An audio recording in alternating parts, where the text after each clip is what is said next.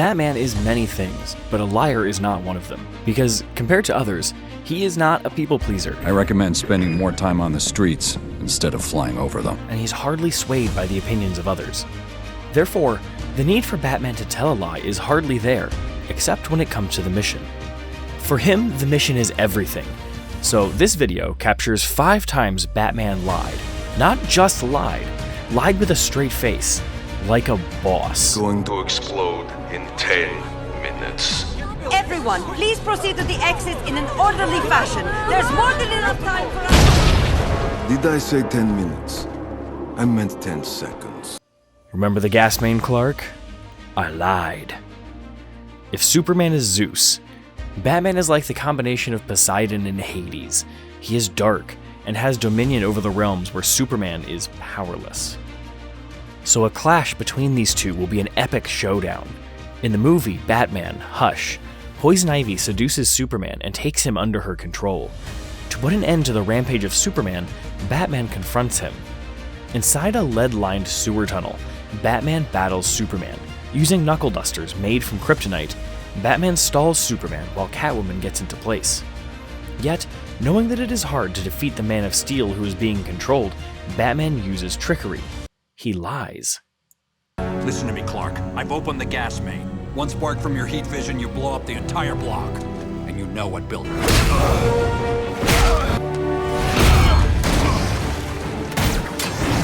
At the foot of the Daily Planet building, the fates of Batman, Superman, Lois, and Selina are about to unfold.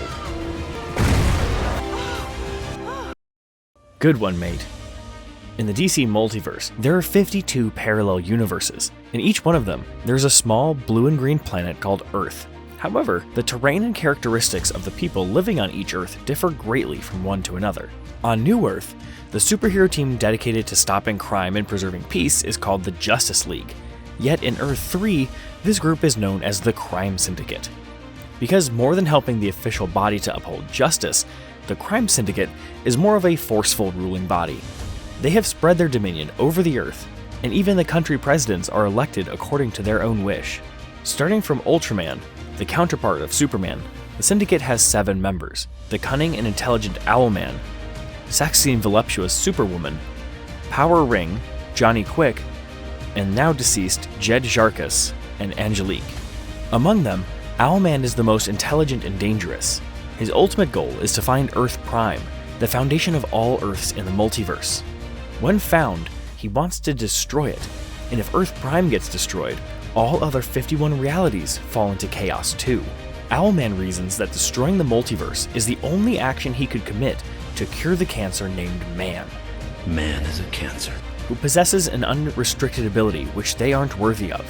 The power to choose, power to decide, the power of free will. In the latter part of the story, the plans of Owlman get revealed. There, except for Superwoman, who is his lover and mate, everyone in the Syndicate decides to help Batman and the League to stop Owlman. To track down Owlman, Batman has to travel through an interdimensional portal. The only way to keep the portal open is by vibrating at the frequency of that dimension. When the Flash volunteers to vibrate and keep the portal open, Batman simply cuts him off by saying he is not fast enough. I'm your man. No, you're not. You're too slow. What? I know your limitations. You can't possibly reach the speed necessary to pull this off. I can. So Johnny Quick was the one to shoulder the responsibility, and he did it amazingly. But the cost was too dear.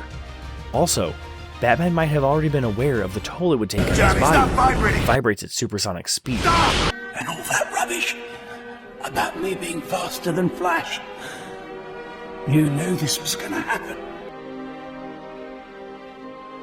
Good one, mate. Yet Johnny never held it against him. Rather, he was thankful. I hereby tender my resignation to the Justice League. Young Justice, a 4-part animated series, began its run in 2010. The series focused on the younger DC superheroes, including Robin, Kid Flash, and Aqualad. But Batman and Superman are also featured regularly. In Season 3, Episode 1, Batman quits the Justice League along with the other Bat family members and Green Arrow. Please. You are a founding member. I'm sorry, but I hereby tender my resignation to the Justice League. So do I. Ollie!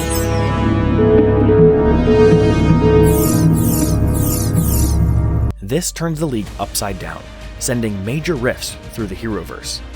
This is also the time when Young Justice formed a new alliance named Outsiders to deal with metahuman trafficking. However, as the series progresses, we find out that Batman is secretly in contact with Wonder Woman, Aqualad, Magan, and a few of the other Justice League members. Rather than leave to focus on Batman Inc. as he claimed, he's actually been undercover, working in the shadows, without disclosing his or his team's involvement in the achievement of Outsiders. In the end, it was revealed that the entire quitting debacle was completely staged in order to avoid a problem that seemed too big to deal with.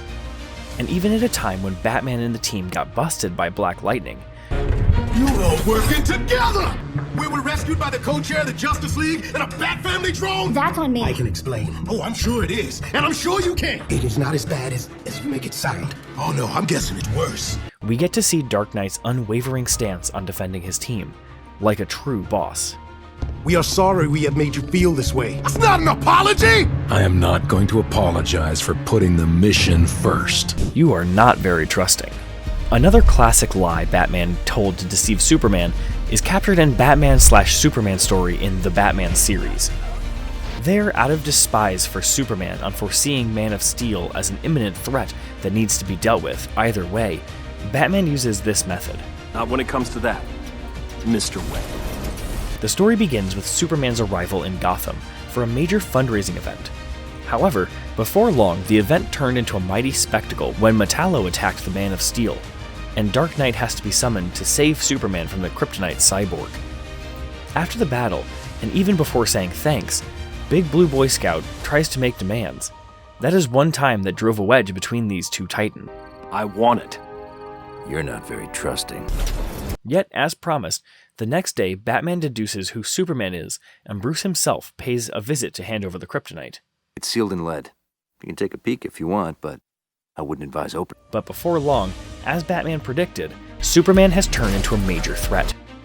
Thanks to Poison Ivy's hypnotic pheromones and Lex Luthor's heinous mind, the Man of Steel has now become a slave to Mother Nature. In order to save Superman from Ivy's entrance, Batman uses the last trump he had. The lie he told to Superman finally became the lifeline of Superman. I thought you gave it to Superman. It was a fake. I decided to hang on to the real thing in case of that. You mean nothing to me. Humans are complicated creatures, and the relationships are no less than that. In the comic world also, you see various relationships between characters, and Lego Batman is a movie that brings this fact to the limelight. From the surface, the movie is funny and shines the light on Batman's crime fighting. Yet as the story progresses, we are introduced to deeper, heart-touching moments in Batman's life. I saved the city again today. I wish you could have seen me. I think you would have been really proud. Rather than continue to paint Batman as an empowered crime fighter, the movie gradually shows the sad and lonely side of his life. In fact, the movie shows us that Batman's biggest fear is being part of a family. Your greatest fear is being a part of a family again. That is why he repeatedly pushes Robin, his adopted son, Barbara, the new commissioner, and even his nemesis, the Joker, away from him. He doesn't want to get attached to anyone and lose them just like he lost his parents. In this way, the entire movie is about Batman lying, to his friends and to himself. The biggest fib in the movie comes when he fails to recognize Joker by claiming, "Batman doesn't do relationships. You mean nothing to me." You mean nothing to me. He lets go of Alfred, Robin, and Barbara, his Bat family. In reality, Joker is the reason why Batman pushes himself again and again without settling, and the Bat family is the reason why his hope and will kept burning. Without the Joker and without the Bat family, there would be no Batman, and the movie brings out that fact in a more beautiful and heartwarming way. Please help us. No, I'm not gonna help you. Shut up, Joker. If there's no Gotham, then I'll never get to fight you again.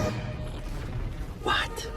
You're the reason why I get up at 4 o'clock in the afternoon and pump iron until my chest is positively sick. And if it wasn't for you, I never would have learned how connected I am with all these people. And you just said us?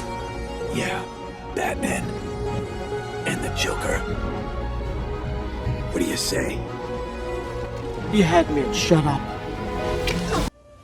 A lie of omission is still a lie.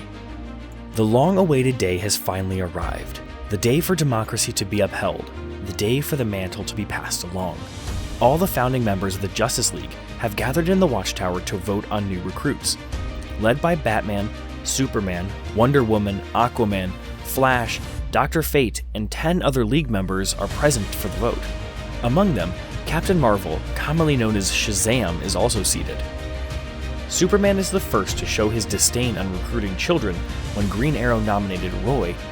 While the argument was directed at Robin and Kid Flash, Captain Marvel became slightly flustered.